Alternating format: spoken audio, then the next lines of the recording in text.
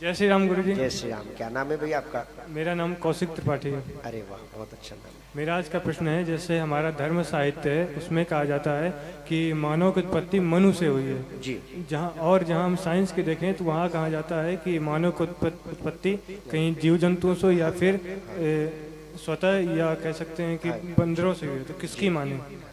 अब ये दोनों बातें मानने योग्य है, मैं आपको बता रहा हूँ। जैसे कि हमारे यहाँ जो इतिहास जो पढ़ाए जाते हैं, ये आप लोग भी देखते हो।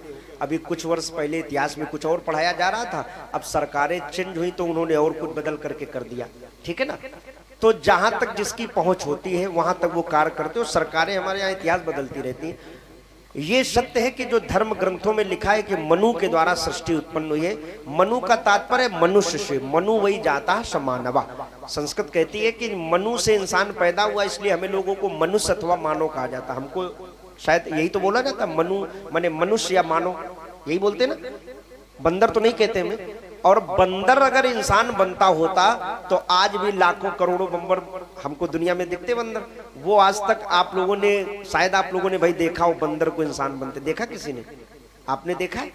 अभी तक नहीं देखा होगा। तो ये जो इतिहासकार है ये कुछ भी पढ़ा करके, लिखा करके, या सरकारों के अनुसार, चूंकि मनु को एक टारगेट करके लोगों ने दे दिया कि मनु जो है उनके जो विचार थे वो किसी एक जाति के लिए थे, जिसके कारण जो बीच की जो सरकारें रही उन्होंने उनका चरित्र हटा करके बीच में अपनी बातें उसमें लगाई, प्रयास किया, लेकिन वो बात लगती नहीं। चूंकि अगर बंदर इंसान बनता होता तो सोचो आज भी तो बहुत सारे बंदर घूमते, तो वो इंसान तो नहीं बने अभी तक।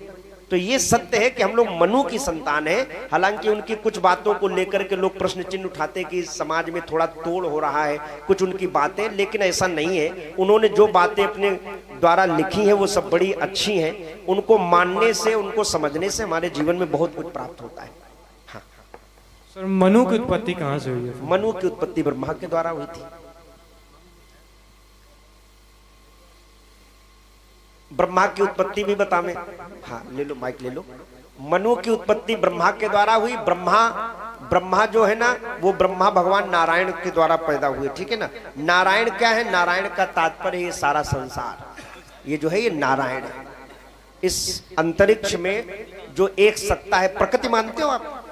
साइंस का स्टूडेंट प्रकृति तो मानता है। प्रकृति क्या है? उसको हम लोग अपने धर्म के अनुसार नारायण कहते हैं। ये जो प्रकृति है यही परमात्मा है, और उसी प्रकृति के द्वारा इस मानव शरीर का जन्म होता है। ये तो जानते हो कि पृथ्वी, जल, आकाश, वायु और अग्नि, 5 तत्वों से शरीर मिलता है। तो जो प्रकृति है उसी को हम लोग भगवान कहते हैं, उसी को अन्य धर्म वाले लोग गॉड कहते हैं, और अन्य वाले अल्लाह कहते हैं, और अन्य वाले ईश्वर कहते हैं, वाहे गुरु कहते हैं। उसी को हम लोग भगवान नारायण कहते हैं। तो उनके द्वारा ही सृष्टि माने प्रकृति के द्वारा ये संसार का निर्माण होता है। आपके उस प्रश्न का एक ये भी जवाब हो सकता है कि प्रकृति के द्वारा इंसान बना है, और ये बंदर अंदर वाली बात समझ में नहीं आती।